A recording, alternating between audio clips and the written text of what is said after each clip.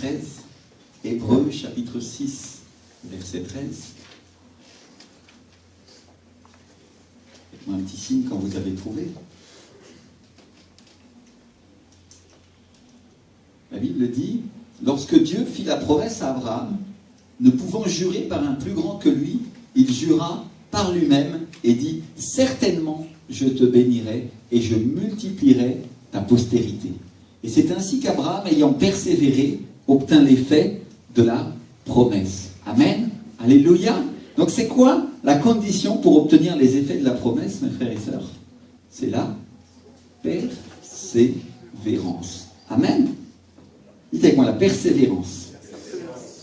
Si je prends la Bible en espagnol, la traduction Reina Valera, je vais vous la traduire littéralement, elle nous dit, et ayant attendu avec patience, dites avec moi, patience, il a atteint la promesse. Donc qu'est-ce qu'il a atteint, Abraham, en attendant avec patience? La promesse, n'est-ce pas? Alléluia. Merci Seigneur. Et donc la question aujourd'hui, c'est qui ici veut atteindre les promesses de Dieu? Est-ce que tu es prêt à faire ce qu'il faut pour obtenir le résultat de la promesse de Dieu dans ta vie? Amen. Alléluia. Et qui est-ce qui est prêt à attendre? Et je dis bien attendre parce que attendre, c'est la condition donnée par Dieu pour obtenir. Attendre avec foi. Amen. Attendre avec patience, attendre sans se décourager. Attendre en croyant, attendre en continuant à croire que Dieu est fidèle et qu'il va finir par le faire.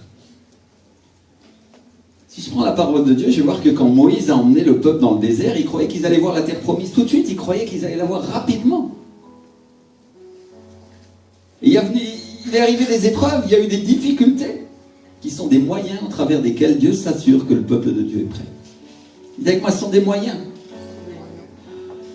Les épreuves, les difficultés sont des moyens au travers desquels Dieu te teste. Et Dieu teste ton cœur quand tu es encore dans le désert pour voir si tu vas marcher comme il faut jusqu'à la terre promise. Alléluia. Et ça a pris 40 ans. 40 ans au cours desquels Dieu a séparé, il a épuré, au travers d'un processus de sélection, ceux qui étaient dignes. Dites avec moi, Dieu sépare. Dieu est pur. Dieu partage aussi. Alléluia.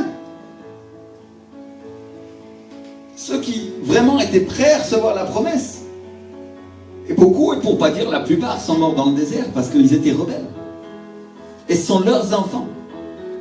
Et ceux parmi eux qui ont eu un autre cœur, qui ont montré une autre attitude, qui ont hérité des promesses. Merci Seigneur. Dites avec moi, un autre cœur, une autre attitude. Et il est resté très très peu des anciens. Il est resté très peu de ceux qui étaient partis en premier. Mais à la fin, la Bible nous dit dans le livre de Josué, le chapitre 21, verset 45, de toutes les bonnes paroles que l'Éternel avait dites à la maison d'Israël, aucune ne resta sans effet, toutes s'accomplirent. Dites avec moi, toutes s'accomplirent. Alléluia. Gloire à Dieu. Ils ont eu des problèmes, ils ont eu des découragements, ils ont eu des épreuves, mais à la fin, toutes se sont accomplies. Merci Seigneur. Si je regarde le verset 13 du livre d'Hébreux qu'on vient de lire, on va trouver que le mot utilisé par Paul pour décrire la patience, la persévérance d'Abraham dans la Bible, c'est le mot makrotsumeo, qui est un mot grec qui veut dire avoir patience. Dites avec moi, avoir patience. Qui supporte ce qui tarde à arriver, qui supporte la souffrance. Alléluia. Oh, ça c'est pas très populaire dans l'église. En général, les gens ils veulent tout de suite, sans rien et sans compromis. Alléluia. Mon frère, ma soeur, si tu es venu ici dans cette église avec cette pensée-là, tu peux sortir tout de suite. Parce que tu perds ton temps. Parce que Dieu te donnera rien de ce que tu espères avoir immédiatement, sans compromis et sans rien faire avec lui. Parce que Dieu attend une épouse et il n'attend pas quelqu'un, une femme d'un jour. Alléluia. N'est-ce pas que nous sommes appelés comme étant l'église et l'épouse de Christ? Alléluia. Et mon frère, ma soeur, peut-être tu veux te marier, peut-être il y a des choses comme ça, tu as l'expectative, ou peut-être tu es déjà marié et tu sais ce que c'est que le mariage, mais quand quelqu'un veut se marier, il veut quelqu'un qui reste avec lui pour tout le temps. Alléluia.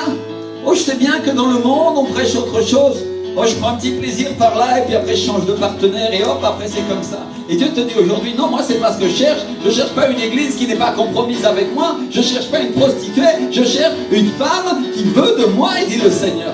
Alléluia. Alléluia. Et vous savez ce qui se passe quand on veut se marier? Dans les fiançailles, on teste la personne pour voir si elle est fidèle. C'est à ça que ça sert.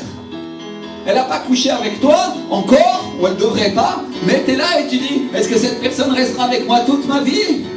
Alléluia. Et mon frère, ma soeur, à quel point tu penses que le Seigneur fait ces choses ici aussi? Il fait exactement de la même manière. Tu n'es pas encore monté au ciel et aux noces de l'agneau, tu n'as pas encore été épousé, l'église n'a pas encore été épousée, elle est fiancée. Alléluia.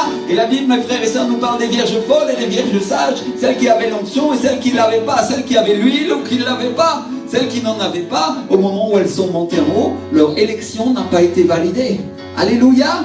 Donc mes frères et sœurs, nous sommes dans un processus de sélection pour aller au ciel. Oui, nous sommes sauvés en Jésus-Christ de Nazareth, absolument, gloire à Dieu, mais Dieu nous teste et nous éprouve chaque jour pour que nous fassions sa volonté.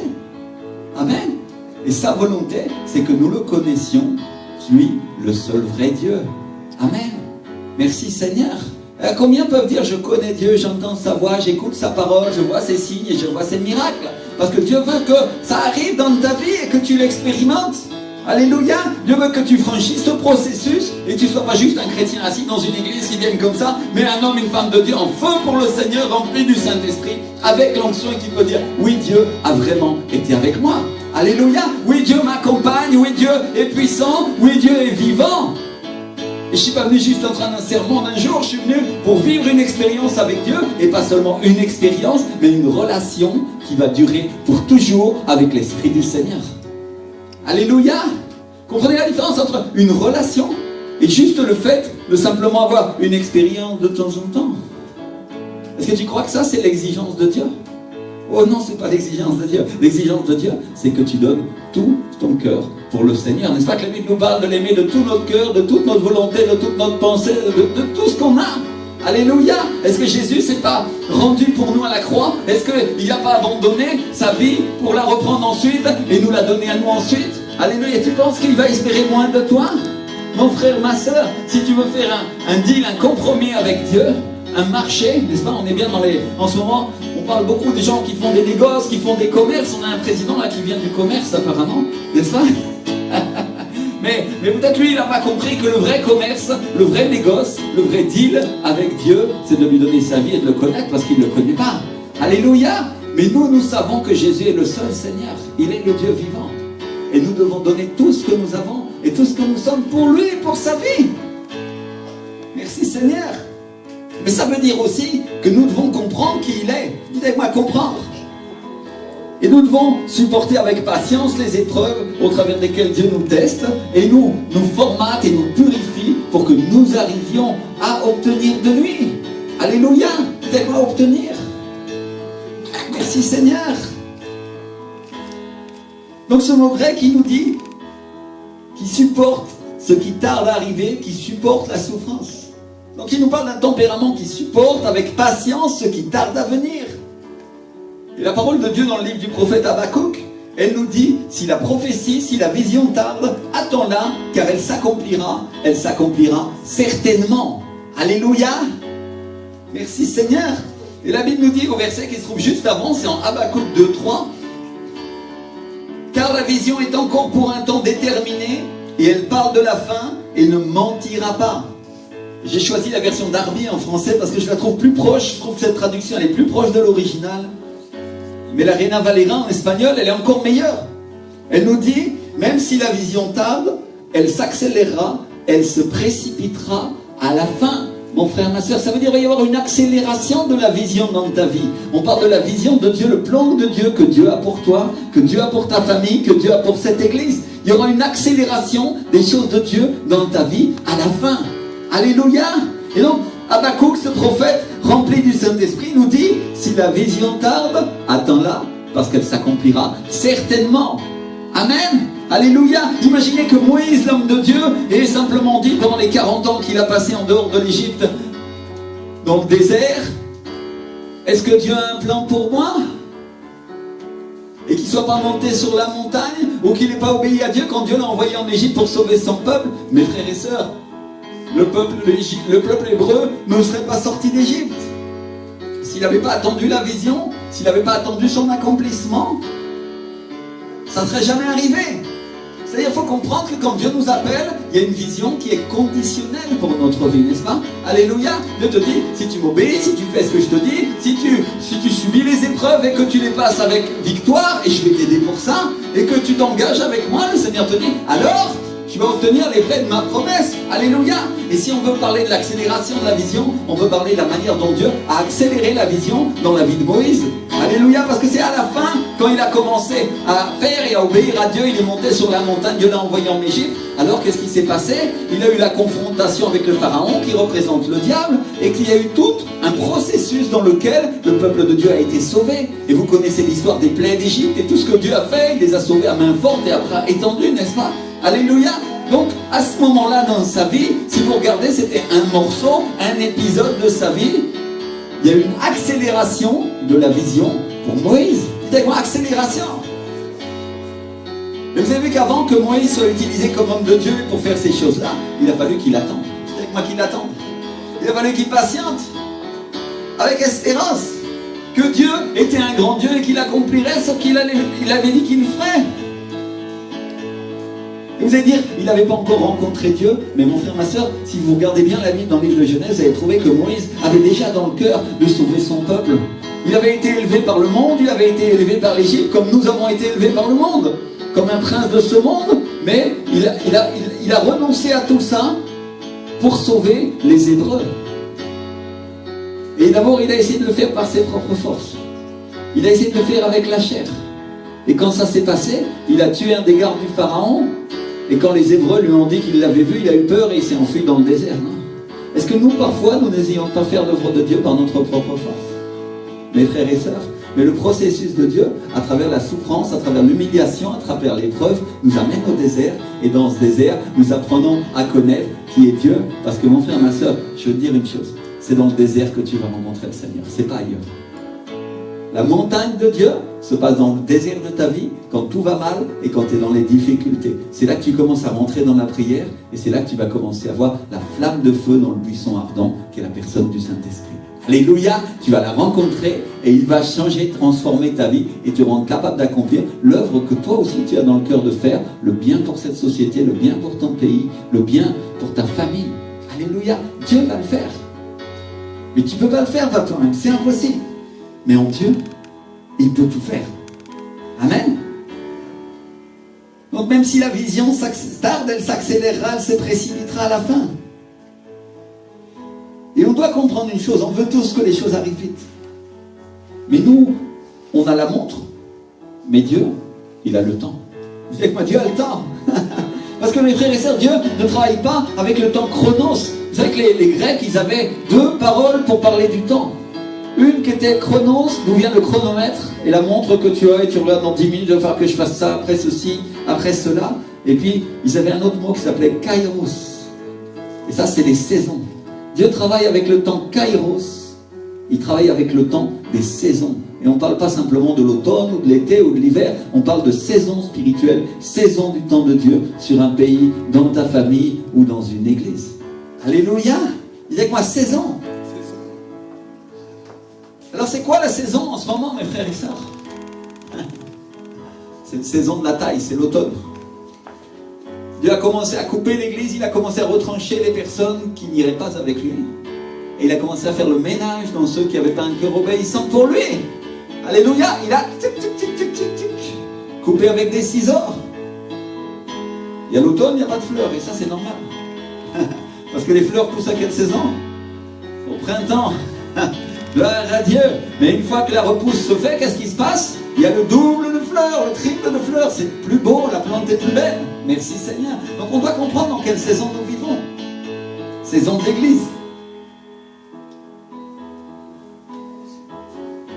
Et donc l'apôtre Pierre, lui nous dit dans 1 Pierre chapitre 2 verset 3, il dit: le Seigneur ne tarde pas dans l'accomplissement de la promesse, comme quelques-uns le croient, mais il use de patience envers vous, ne voulant qu'aucun périsse, mais voulant que tous arrivent à à la repentance.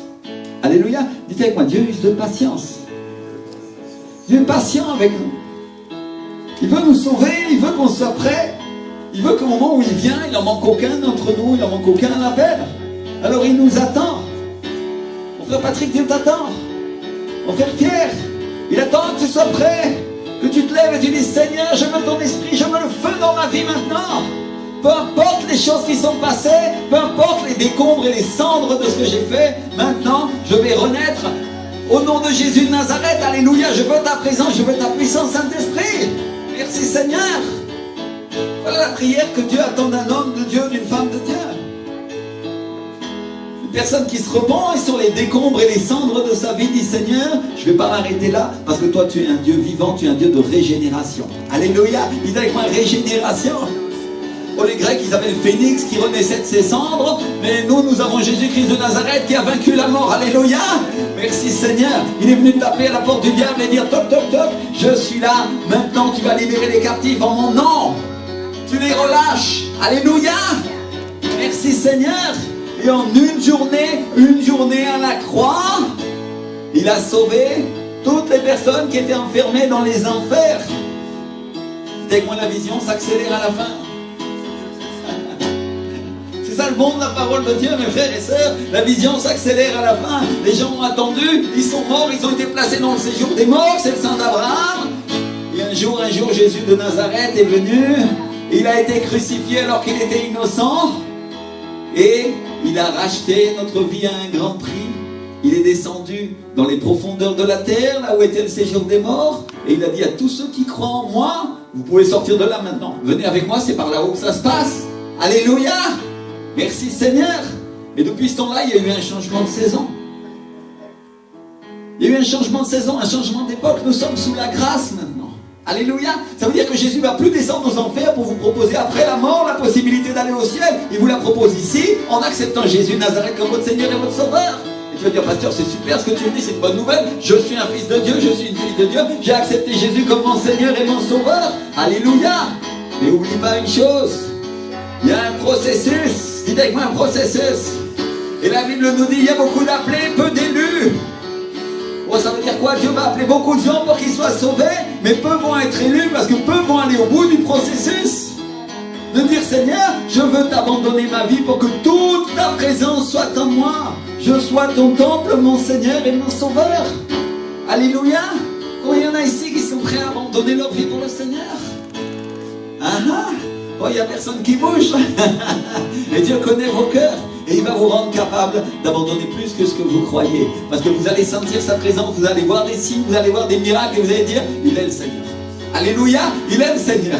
J'ai compris pourquoi je travaille. Merci Seigneur. Pour que Dieu sache que ce n'est pas juste un discours, mais une réalité spirituelle dans votre vie. Dites-moi, réalité de l'esprit. Réalité de l'esprit. Merci Seigneur. Et donc Dieu veut que nous apprenions la patience parce que c'est sa nature. Oh, je ne parle pas de la patience des hommes, parce qu'eux ils sont patients pour commettre le mal. Ils préparent leur coup et quand il est prêt, ils passent à l'acte. Oh, je ne parle pas de cette patience parce que ça c'est une patience pour connaître le mal. Non, je parle d'une patience qui supporte le mal. Une patience qui supporte les épreuves, qui supporte la douleur, qui supporte l'affliction, qui supporte la difficulté. Une patience qui s'appuie sur Dieu en regardant à l'invisible. On est en train de parler d'une patience qui agit, mes frères et sœurs. Je ne parle pas d'une patience qui attend comme les hommes, ils ont l'habitude de faire, parce que ça, c'est pas de la patience, c'est de la résignation. Et au pire, si c'est pas de la résignation, c'est de la lâcheté. J'abandonne, je ne ferai rien, on verra bien ce qui se passe. Croire. Croire. L'évangile, c'est pour les vaillants, c'est pour celui qui se lève et qui dit, Seigneur, je ne vais pas me résigner, je vais attendre, non pas avec patience comme les hommes le font, mais avec ta patience qui s'appelle la foi. Je vais croire en toi. Alléluia. Je crois que tu vas accomplir les promesses que tu as pour ma vie. Merci Seigneur. La Bible nous dit en Hébreux 11, 27 à propos de Moïse que c'est par la foi qu'il a quitté l'Égypte sans être effrayé de la colère du roi, car il s'est montré ferme. Dites avec moi, il s'est montré ferme. Il s'est montré ferme, il a été un chrétien ferme. S'appuyant, se soutenant, comme regardant à l'invisible. Alléluia. Mon frère, ma soeur, quand tu ne vois pas la porte de sortie, quand tu ne sais pas comment tu vas sortir de ton problème, de ta difficulté ou tes épreuves, tu as besoin de t'appuyer sur celui qui est invisible mais qui est assis à la droite du Père dans les cieux, Jésus-Christ de Nazareth. Et il a la puissance. Alléluia. Et mon frère, ma soeur, Jésus n'était pas encore venu et pourtant il s'était manifesté à Abraham sous la forme de Melchisédek, n'est-ce pas? Mais Moïse ne l'avait pas vu. Mais il se soutenait comme voyant à l'invisible. Dites avec moi l'invisible. Dans son cœur, il y avait un appel plus fort que tout ce qu'il pouvait imaginer, qui le tirait vers les choses du ciel, qui l'amenait vers la montagne, à Horeb, là où il verrait le Saint-Esprit, là où il verrait le buisson en feu dans le désert. Alléluia! Là où le feu qui ne consume pas et qui représente l'Esprit du Seigneur allait se manifester à vie. Là où la flamme de Dieu allait rentrer dans son cœur et il allait commencer à devenir un brillant prédicateur pour le peuple de Dieu, un brillant prophète, un guide. Il représentait Jésus. Dites-moi, représenter Jésus. Parce que Moïse n'était pas Jésus, mais il était une représentation de Jésus sur la terre. Le sauveur, celui qui ouvre la mer rouge, celui qui libère de l'esclavage, celui qui nous libère de nos péchés et de nos chaînes. Alléluia. Donc il avait besoin d'aller et il avait besoin de savoir qu'un feu était dans son cœur et que c'est lui qui allait le guider. Alléluia. Et après, pour vous prouver que Dieu était un feu, moi je vais vous le dire, la colonne de feu, une nuée les guidait dans le désert. L'Esprit du Seigneur se manifestait, visible aux yeux de tous. Alléluia. Et après, elle se tenait entre leurs ennemis et eux.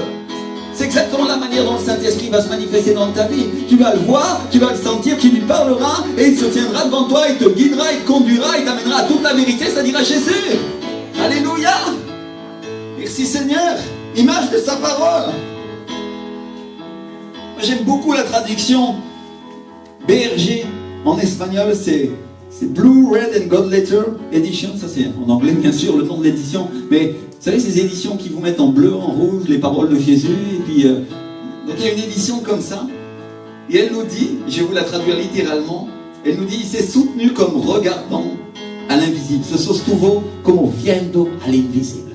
Il s'est soutenu comme vous regardant, comme le voyant. Il voyait l'invisible, il voyait le Seigneur qui était là avec lui. Merci Seigneur. Il s'est appuyé sur celui qui est invisible. Et mes frères et sœurs, quand on est sorti du monde qu'est l'Égypte, en nous maintenant ferme dans notre décision pour Jésus, en nous soutenant comme voyant celui qui est invisible. Combien d'entre nous on a fait ça? Combien d'entre nous on a commencé à marcher avec Jésus alors qu'on ne l'avait pas vu? Et on a cru, et on a désiré voir, et on a commencé à voir des choses, n'est-ce pas? Alléluia! Et la manifestation du Saint-Esprit a commencé à bouger dans l'Église. Merci Seigneur! Et donc les disciples aussi, ils ont été patients dans les épreuves, dans les souffrances, dans les difficultés de la vie. Il y en a qui ont été sciés, imaginez-vous, on les a coupés en morceaux à la scie. Parce qu'ils ne voulaient pas se plier aux coutumes des hommes, ils n'ont pas voulu céder et tomber dans les mêmes péchés. Et la Bible nous dit qu'ils n'ont pas aimé leur vie jusqu'à craindre la mort. Alors combien de chrétiens, combien de chrétiennes sont capables de dire ça aujourd'hui? Mon frère, ma soeur, est-ce que toi aussi tu peux dire: je vais perdre ma vie pour le Seigneur? Si demain on vient pour te crucifier, si demain on vient pour te tuer, combien sont capables de dire qu'ils se sont battus, qu'ils ont espéré, qu'ils ont prié, qu'ils ont vécu en s'appuyant sur les promesses de Dieu? On pourrait parler d'Abraham, qui a cru à Dieu, et dont la foi lui a été imputée à justice. Abraham n'est pas le père de tous, mes frères et sœurs, il est le père de tous ceux qui croient. Avec-moi, de ceux qui croient. Et c'est la Bible qui le dit, c'est pas le pasteur Rémi, mais c'est l'apôtre Paul, qui nous dit dans le livre de Romains, en Romains 4 pour être précis, que les héritiers le sont par la foi. Dites avec moi ça. Celui qui hérite des promesses, les reçoit par la foi. Afin que ce soit par grâce. Et l'apôtre Paul continue, il dit: afin que la promesse soit assurée à toute la postérité, non seulement à celle qui est sous la loi, mais aussi à celle qui a la foi d'Abraham, notre Père à tous. Donc à qui est assurée la postérité? À qui est assurée la descendance? À ceux qui ont la foi d'Abraham. Alléluia, c'est avec moi la foi. Et la Bible nous dit à propos d'Abraham: espérant contre toute espérance, il crut. Il crut. Espérant contre toute espérance. Tout était contre lui. L'apparence lui était contraire. Ce qui lui arrivait lui était contraire. Mais lui, il crut. En sorte qu'il devint père d'un grand nombre de nations, selon ce qui lui avait été dit, telle sera ta postérité. Et sans faiblir dans la foi, il ne considéra point que son corps était déjà usé, puisqu'il avait près de 100 ans, et que Sarah n'était plus en état d'avoir des enfants. Il ne douta point par incrédulité au sujet de la promesse de Dieu. Donc il douta point par quoi, mes frères et sœurs? Comment la Bible appelle celui qui doute? Un incrédule.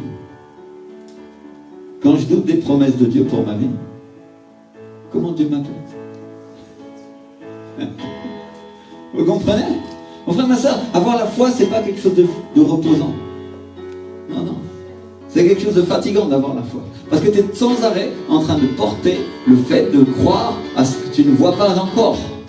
Alléluia! C'est un processus dans lequel tu construis un pont invisible jusqu'à une destination spirituelle et céleste dans laquelle tu obtiens les promesses de la parole de Dieu. Mais dès que tu te reposes, le pont s'écroule.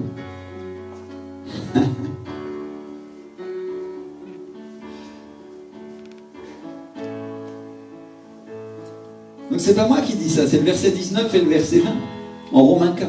C'est ce que dit la parole.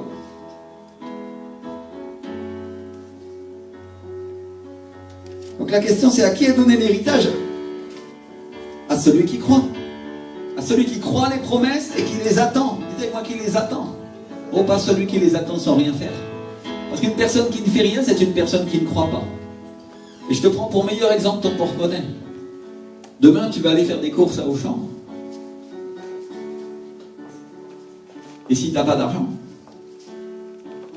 tu ne vas rien acheter. N'est-ce pas? Parce que tu ne crois pas que tu en as. Tout simplement. Tu ne vas pas commencer à agir dans quelque chose si tu ne le crois pas. Ça, c'est certain. Et quand tu as la crainte, mon frère, ma soeur, je vais te dire une chose. Et que tu agis selon cette crainte, c'est parce que tu la crois. Mais la foi, c'est pas ça. La foi, c'est d'agir contrairement à cette crainte, parce que tu crois que Dieu est plus grand qu'elle. Alléluia. Comprenez ce que j'essaye de dire? La foi, c'est pas pour les croire. C'est pas pour celui qui dit non, moi je vais à l'église tous les dimanches, et qui est juste un religieux. Ça, c'est pas avoir la foi. La foi, c'est pour les courageux, pour les vaillants qui disent Seigneur, je crois à ta promesse, parce qu'elle est au-delà de ce que mes yeux voient. Elle est plus forte. Dis-moi, elle est plus forte. Merci Seigneur.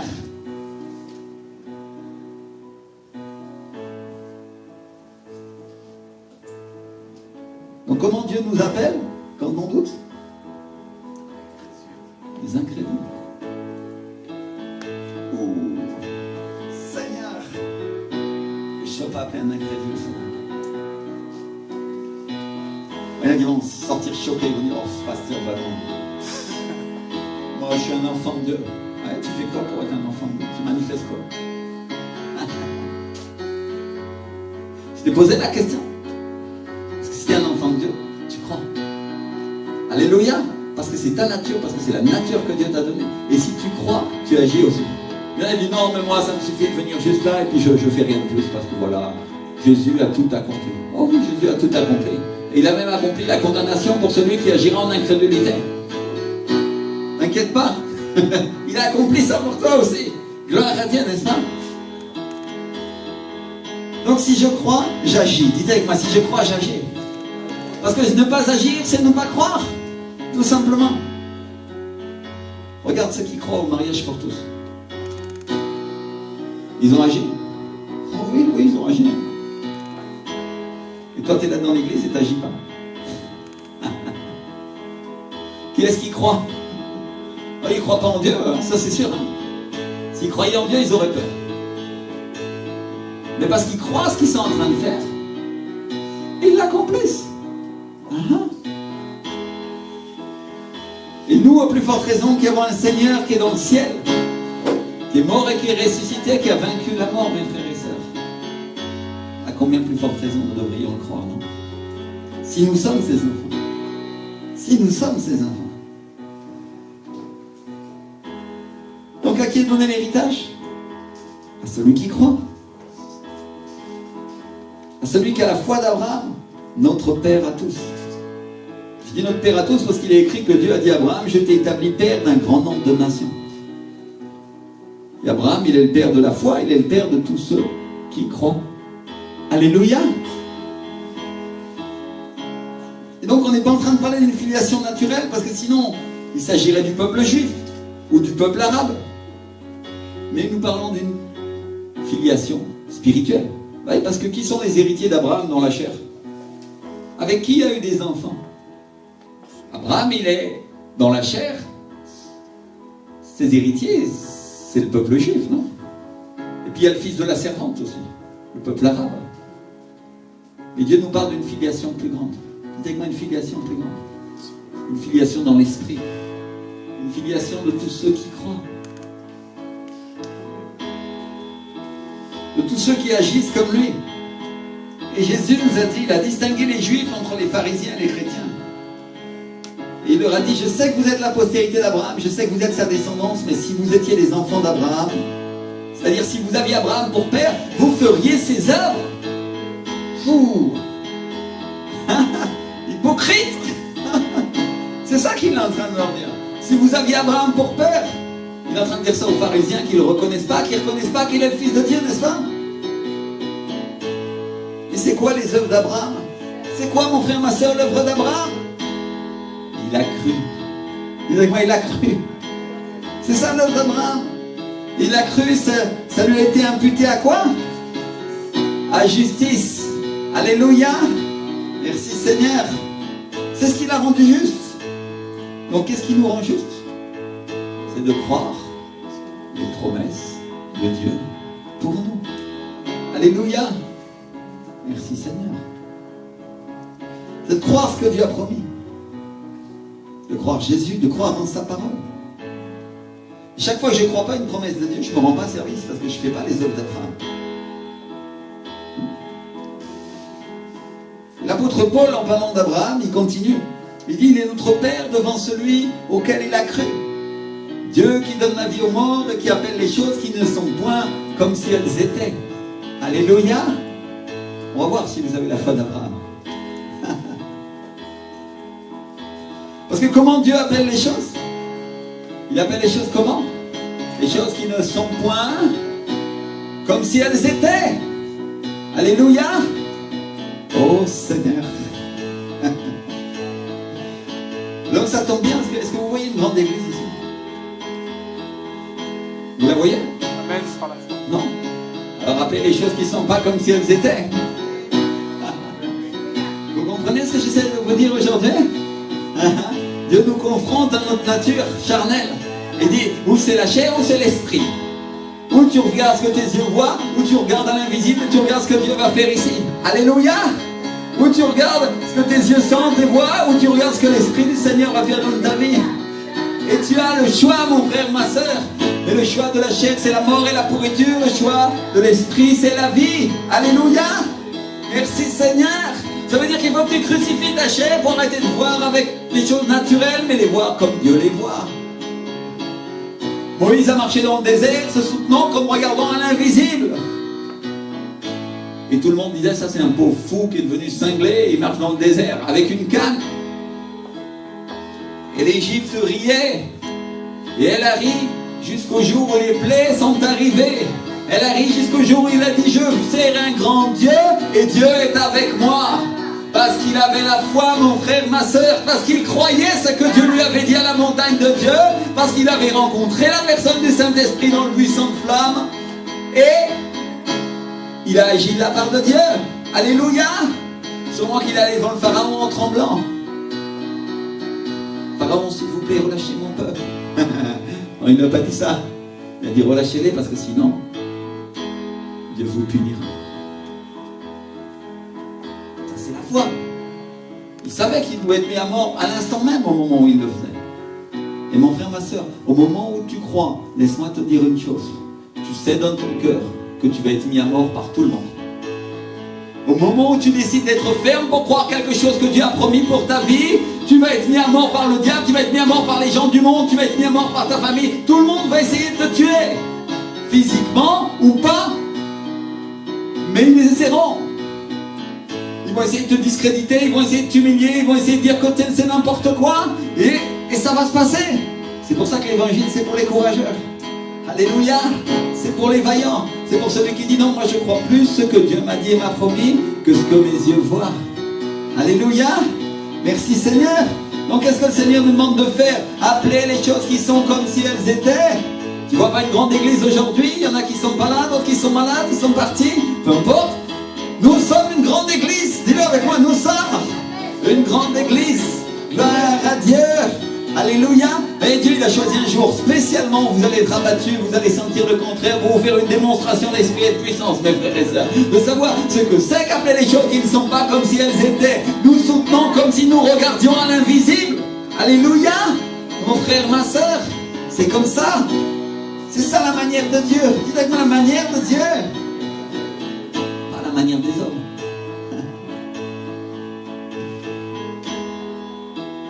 Donc comment Dieu crée les choses? Il les appelle quand elles ne sont pas encore et il déclare qu'elles sont comme si elles étaient. Comme si elles étaient déjà. Alléluia. Comment Dieu t'a appelé à lui? Il t'a pris du monde quand tu étais encore vil et il t'a transformé en fils, il t'a transformé en fille et maintenant, à partir de maintenant, tu es précieux en Jésus-Christ. Alléluia. Il a appelé les choses qui n'étaient pas comme si elles étaient. Il t'a pris quand tu étais dans le monde et tu étais encore un pécheur et il a dit, j'ai envoyé mon sang, j'ai envoyé mon fils mourir pour lui, pour elle. Merci Seigneur. Et donc le Seigneur prend le vil du monde et il le transforme en or. Gloire à Dieu. Il appelle quand il est encore rien et il l'appelle beaucoup. Disez-moi beaucoup. On va appeler beaucoup les choses ensemble. On va dire ensemble, je suis dans une grande église. Faites-y un instant et dis avec moi, je suis dans une grande église. L'Esprit du Seigneur est avec moi. J'appelle aujourd'hui les choses qui ne sont pas comme si elles étaient. Alléluia. Merci Seigneur parce que je suis dans une grande église, Seigneur. J'ai beaucoup de frères et sœurs qui marchent dans l'Esprit et qui croient. Qui sont des serviteurs de Dieu. Qui ont la puissance du Saint-Esprit sur eux. Déclare-le avec moi. Qui ont la foi pour croire au miracle, Seigneur, et qui ne la perdent pas.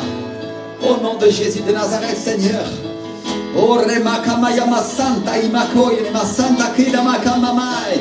Je suis dans une famille bénie. Alléluia, j'ai une grande église. Et cette église a la puissance de Dieu. Dis-le avec moi, elle a la puissance de Dieu. Et cette puissance rejaillit sur ma vie, elle rejaillit sur ma famille. Au nom de Jésus. Alléluia. Frère, ma soeur, tu n'as pas encore vu la puissance, mais elle va venir. Elle va s'accélérer à la fin. Alléluia. C'est la vision, mais du temps. Attends-la, parce qu'elle s'accélère à la fin. Gloire à Dieu. Merci Seigneur. Mon Dieu. Donc ce que Dieu nous demande, mes frères et sœurs, ce que Dieu nous demande, c'est de croire en sa parole. C'est de croire en ses promesses, exactement comme nous avons cru en Jésus. Quand on n'avait pas d'espérance dans le monde et que nous pensions que tout était fichu. Certains ils vont dire, pasteur, moi je crois, mais comme le père de l'enfant qui a un démon et qui devenait tout raide, il a commencé à dire, Seigneur Jésus, viens au secours de mon incrédulité, n'est-ce pas? Parce que des fois c'est pas si facile, on a du mal à croire. Parce que ça ne s'appuie pas sur la raison, ça ne s'appuie pas sur des principes logiques ou des principes d'homme. Mais comme Dieu est fidèle et qu'il a une miséricorde de nous parce qu'il se souvient, il se rappelle qu'on n'est que poussière et cendre, il sait de quoi il nous a fait, il sait que nous sommes faibles. Alors il a prévu un serment. Dites avec moi un serment. La Bible nous dit que les hommes jurent par celui qui est plus grand qu'eux et que ce serment est une garantie qui met fin à tous leurs différends. C'est pourquoi Dieu voulait montrer avec plus d'évidence aux héritiers de la promesse l'immutabilité de sa résolution. À qui il voulait montrer les choses, mes frères, ma soeur? À moi, à toi qui sommes les héritiers d'Abraham par la foi. On est la semence d'Abraham, on est un peuple sauvé par la foi en Jésus. Et Dieu voulant montrer l'immutabilité de sa résolution, intervint par un serment. Dites avec moi un serment.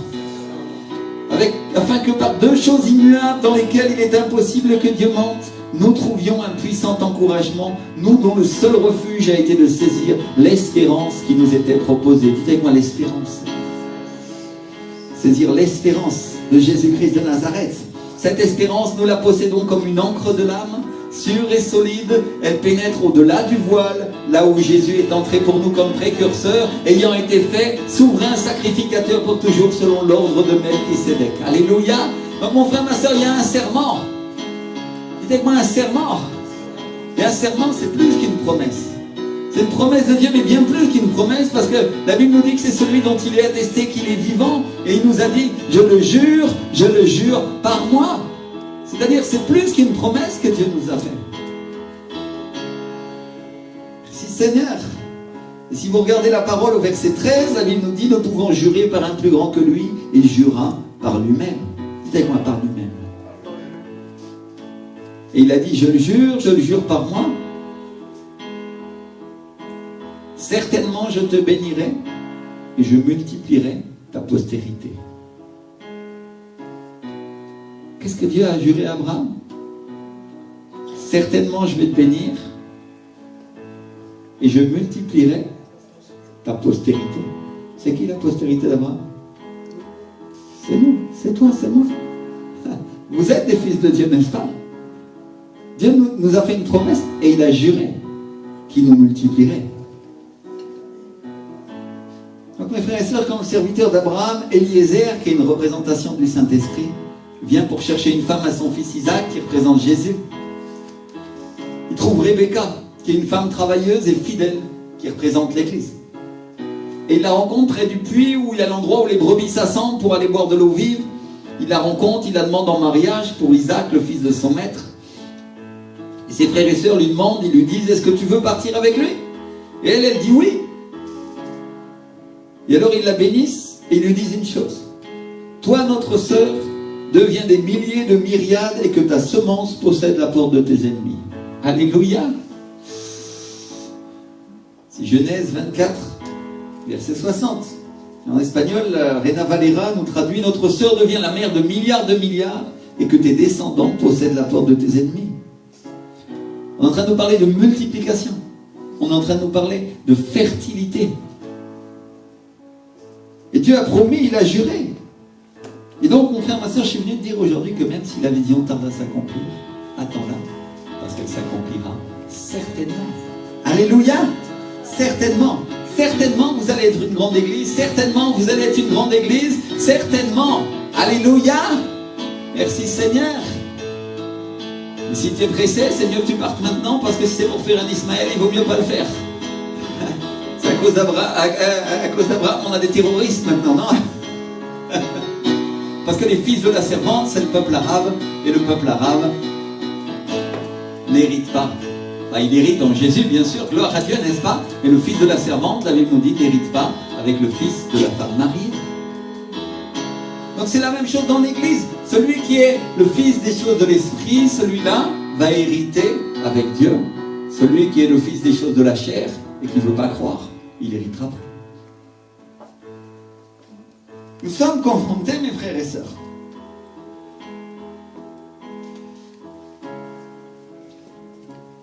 Et mes frères et sœurs, en Colombie, avant que le réveil vienne, le pasteur Ricardo, mon pasteur, il y a un couple qui voulait partir de l'église. Et il les a appelés, il les a suppliés en pleurant, il leur a dit partez pas, restez encore une semaine. Encore une semaine, mes frères, ma sœur. Et ce couple est parti. Et la semaine d'après, le réveil est arrivé et l'église a doublé. Alléluia. Mon frère, ma sœur, tu sais pas ce que tu peux manquer en une semaine de ce que Dieu peut faire. Et à partir de ce moment-là, l'église a commencé à grandir et elle n'a jamais arrêté de grandir. Ils sont 45 000 aujourd'hui. Alléluia. Celui qui a méprisé les promesses de Dieu ou celui qui les a crues? Donc si la vision tarde, attends-la parce qu'elle va s'accomplir certainement. Et à la fin tu diras, il manquera aucune des bonnes promesses que Dieu nous a données. Alléluia. Donc mes frères et sœurs, on a une encre qui pénètre au-delà du voile. Une encre qui pénètre dans le sanctuaire de Dieu, dans le lieu très saint, qui est accrochée par sa parole. Accrochée en haut. et une encre qui est basée sur la parole de Dieu, par laquelle il est impossible que Dieu nous montre, parce qu'il dit « Certainement je te bénirai, Abraham. » Toi et tous tes héritiers. Alléluia. Mes frères et sœurs, c'est quoi le nom de notre église? Comment Dieu nous a appelés? Le centre de vie de quoi? De la foi. Oh, t'es sûrement allé dans des tas d'églises. Les églises, elles ont toutes des noms, non? Des noms super trouvés par les hommes. Mais ça, mon frère, ma soeur, je peux te dire que ce n'est pas un nom trouvé par l'homme. C'est un nom trouvé par Dieu. Et je vais te dire pourquoi. Parce que l'année dernière, Dieu a changé de nom d'église. Alléluia. Et il a envoyé un prophète. Il a envoyé, pas n'importe quel prophète, il a envoyé le prophète Steven Switcher, qui est l'homme qui a prédit le réveil de Colombie il y a 27 ans maintenant. Et c'est accompli. Un homme qui, quand on rentre dans un pays, rentre dans une église, transforme et avive les nations. Parce que le Saint-Esprit est avec lui. Alléluia. Donc Dieu nous a donné un nom, il nous a appelé comment? Centre de vie de quoi? De la foi. Et nous, on ne voudrait pas croire. Et que tu penses que tu es qualifié pour être assis ici si tu ne veux pas croire. Réfléchis à la vision. Dis-moi la vision. Parce que la vision de Dieu, elle est haute, elle est élevée. Et elle demande que tu fasses un effort. Elle demande que tu sois capable de croire même quand tes yeux ne voient pas ce que tu vas voir plus tard. Alléluia. Merci Seigneur. Et donc on a été appelé à ouvrir une grande église. Et le Saint-Esprit me l'a dit, il me l'a confirmé à plusieurs reprises, il n'arrête pas de me le dire. Et le prophète Switcher nous l'a dit. Il ne nous a pas seulement appelé centre de vie de la foi, mais un jour il a prophétisé sur nous. Vous pouvez trouver cette vidéo sur internet. Et il a dit, ils ouvriront, ils feront grandir une grande église. Il a dit a great church. Alléluia. Et great en anglais, ça veut dire plusieurs choses. Ça veut dire grand par la taille, grand en degré, grand en quantité, grand en importance. Dieu nous dit a great church, une grande église. Alléluia. Donc mon frère, ma soeur, la question aujourd'hui c'est est-ce que tu crois les promesses de Dieu? C'est pour ça que je me suis permis de te confronter, non pas parce que je veux t'appeler un incrédule, mais parce que mes frères et sœurs, chacun d'entre nous, il y a un degré d'incrédulité. Et même en moi. Et je voudrais que tu sois confronté à ça et que tu commences à comprendre que si tu veux être un croyant qui obtient des choses par la foi, la seule manière de faire, c'est de croire les promesses que Dieu a pour toi. Dieu va bénir ma famille. Dieu va bénir mon église, va devenir une grande église. Alléluia. Ce que Dieu t'a dit et ce qu'il t'a promis, il l'accomplira si tu le crois. C'est conditionnel. Merci Seigneur. Et si ça ne vous suffit pas, on vient de le lire ensemble dans la parole. Dieu l'a juré, il a juré qu'il multiplierait ses enfants. Il a juré qu'il multiplierait les enfants d'Abraham. Tu diras, pasteur, mes yeux ne l'ont pas vu encore. Gloire à Dieu.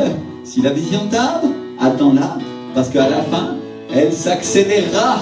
Alléluia. Merci Seigneur. Je peux vous dire que pour mon pasteur, ça s'est accéléré d'une manière absolument impressionnante. L'année dernière, ils ont ouvert des églises dans tout le pays, en Colombie, et même à l'étranger. Incroyable. La vision s'accélère à la fin. Merci Seigneur. Donc si nous croyons, si nous sommes ses enfants, si nous avons la foi d'Abraham, je vois que tu te tournes vers ton voisin, vers ta voisine, tu dises maintenant, il va falloir que tu crois. À partir de maintenant, les cartes sont posées, n'est-ce pas? Il va falloir que tu crois ce que Dieu a promis. Il va falloir croire en ses promesses. La Bible nous dit en 2 Chroniques 20, 20, confiez-vous en l'Éternel votre Dieu et vous serez affermis, confiez-vous en ses prophètes et vous réussirez. Alléluia. Si tu confies en Dieu, tu seras rendu ferme et tu seras un chrétien, une chrétienne ferme de l'esprit. Si tu confies dans les prophètes de Dieu, tu réussiras ce que Dieu t'a appelé à faire. Alléluia.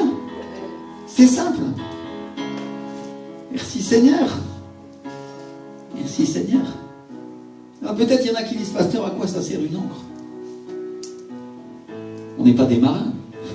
Eh bien une encre, mon frère, ma soeur, ça sert à amarrer un bateau pour éviter qu'il se déplace et qu'il soit emmené par les vents, les courants ou les tempêtes. On s'en sert pour éviter que le bateau s'en aille, qu'il se déplace de l'endroit où il est amarré, pour qu'il ne bouge pas, pour que quand même quand le vent vient, quand les courants s'agitent, il ne bouge pas parce qu'il est attaché à la corde. Alléluia. Et donc les vents et les courants peuvent être forts et ils te portent et tu as du découragement dans ta vie chrétienne et tu dis non, j'y arriverai jamais et ça va être trop dur et j'arrive pas à obéir à Dieu et en plus, boum, heureusement il y a la corde de l'espérance en Jésus-Christ. Alléluia, je m'accroche et cette encre est forte et elle ne bougera pas parce qu'elle est amarrée dans le lieu céleste, dans le lieu très saint. Alléluia, tu as un problème avec la vision de ton église, tu dis oh, grandis pas, on a du mal et il y a oh Seigneur, et certains s'en vont et tu es là et tu es amarré à cette corde et tu dis Seigneur, je crois parce que tu as promis que tu nous multiplierais, tu nous as donné des promesses, tu nous as donné des paroles. Il y a du doute dans ta vie, tu dis je me sens malade, est-ce que je vais vivre jusqu'à la fin, est-ce que je verrai la fin de la course? Et Dieu te dit aujourd'hui, tu vivras certainement parce que tu as une promesse en moi que tu verras le réveil, tu seras amarré à l'espérance de Jésus de Nazareth. Alléluia. Voilà à quoi sert une encre, mon frère, ma soeur. Elle sert quand tu es découragé, quand tu es dans l'affliction, quand tu sens pas de croix, quand tu vois pas de croix. Tu es amarré à l'encre de Jésus de Nazareth. Alléluia. Alors on va se lever ensemble et on va commencer à prier. Seigneur, rends-moi fidèle, Seigneur. Rends-moi obéissant, Seigneur. Pour que les vents, les courants de la vie ne m'emportent pas, Seigneur. Pour que je sois amarré à cette encre, Seigneur. En Jésus de Nazareth, Seigneur. Parce que je suis ton fils, je suis ta fille, Seigneur, et je n'ai pas encore vu toutes les promesses que tu m'as dit, mais j'en ai vu uniquement certaines, Seigneur. Et certaines, Seigneur, m'ont impacté, certaines ont été fortes. Et Seigneur, rends-moi patient, rends-moi capable d'affronter les épreuves, rends-moi capable d'avoir l'obéissance, Saint-Esprit. Rends-moi au nom de Jésus, un homme, une femme comme Jésus, Seigneur. Alléluia, c'est ce que je désire, Seigneur, au nom de Jésus de Nazareth, Seigneur. Amen, mon Dieu. Commence à prier, commence à prier, commence à prier. Commence à dire au Seigneur, Seigneur, j'ai soif de toi. Seigneur, j'ai soif de toi. Seigneur, j'ai besoin que tu m'accroches à cette encre, Seigneur, et que l'obéissance commence à venir dans ma vie, Seigneur. Seigneur, j'ai besoin de m'appuyer, Seigneur. Je veux me soutenir comme voyant à l'invisible, Seigneur, comme Abraham, mon Dieu. Lève tes mains et ferme tes yeux et dis-lui, Seigneur, comme Abraham, mon Dieu. Oh, alléluia. Un jour, Abraham était dépressif, il était dans sa tente et il commençait à pleurer parce qu'il n'avait pas d'enfant et il ne voyait pas la promesse. Et Dieu lui dit, sors de ta tente, Abraham. Sors de ta tente et ouvre tes yeux et regarde les étoiles si tu peux les compter parce que ta descendance sera comme ça. Et aujourd'hui, c'est mon frère, ça c'est ce que le Seigneur te dit. Sors de la tente du désespoir, Abraham. Sors de la tente où tu ne peux rien voir parce que tant que tu es enfermé dans cette tente, tu ne verras pas le ciel, tu ne verras pas les étoiles briller, tu ne verras pas la lune et le soleil que j'ai créé, te dit le Seigneur. Oh, repaïmoro santo corimanta. Je romps les liens du désespoir, je romps les jours de l'impossible au nom de Jésus et ils se soutiendront comme voyant à l'invisible au nom de Jésus-Christ de Nazareth. Je le déclare aujourd'hui, mon Dieu. Alléluia, alléluia, Korimanta Maïta. Mon frère, ma soeur, tu vas commencer à sortir d'ici rempli de courage, rempli de vision. Et le désespoir qu'il y avait dans ta vie va commencer à partir. Parce que tu vas commencer à être un fils, une fille d'Abraham. Tu vas être une personne qui marche selon la promesse et non pas selon ce que voient les hommes.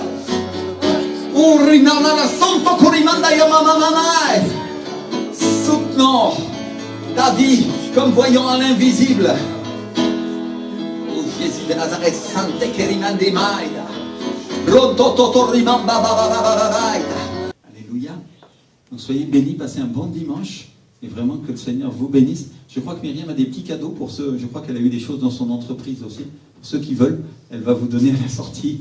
Elle a des petits objets qu'elle reçoit parfois et des fois elle les donne à l'église, elle les distribue. Donc si vous en avez envie, vous pouvez les prendre avec liberté. Voilà, le Seigneur vous bénisse grandement. Priez pour vos frères et sœurs, ceux qui sont malades. Amen. Amen.